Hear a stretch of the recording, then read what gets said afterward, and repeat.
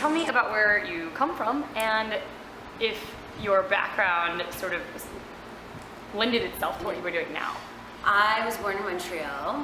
I went to school at Emerson College in Boston, and yeah, growing up I was always performing, and then as I got older and I didn't want to do the whole casting thing and acting thing as much, I wanted to take control over my destiny.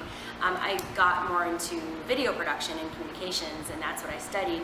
But as I was studying at Emerson, it was very hands-on, and we were creating TV shows, and I started hosting the shows that I was producing. And it was at that point that I was like, oh, interesting. Like, I'm not acting, I'm performing, but I'm myself, and I get the credit for, creating this. It's mine, it's my words. And I felt like I was taken more seriously in a way. Mm-hmm. And I've always loved news magazines and talk shows.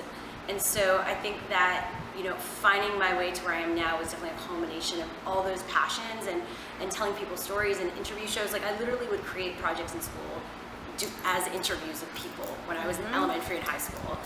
So it's not too far off from what I do today. But I also was fortunate enough to come at a time where, well, not fortunate because I didn't come at the YouTube time. Like, it's not like I grew up in elementary school with a YouTube account and my cell phone to create videos. But at the time when I graduated, you could either do, the traditional media route and go to news markets and work your way up to finally make your way to LA or New York and start in the middle of nowhere, covering really awkward stories. Or you could audition and maybe be on E! Or MTV, which was really hard to get. And the way I was getting my experience when I started was, I got hired for this website. It was like the first gig I got, and I just wanted to do anything. I would work for very little or for free. And it was even before, YouTube was around. It was QuickTime videos, but I was at the part of the red carpet with all the websites. And so, I started to get to know everyone, and I became a go-to in the kind of digital web world as the host. Or even if you had a website with no video, I knew how to get it done because I knew production, I knew hosting. You didn't have to micromanage me.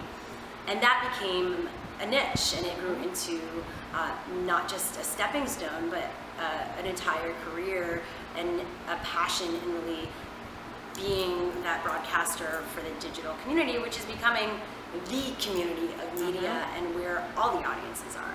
What made you realize that you were, because we both actually started out very similarly in a lot of entertainment hosting.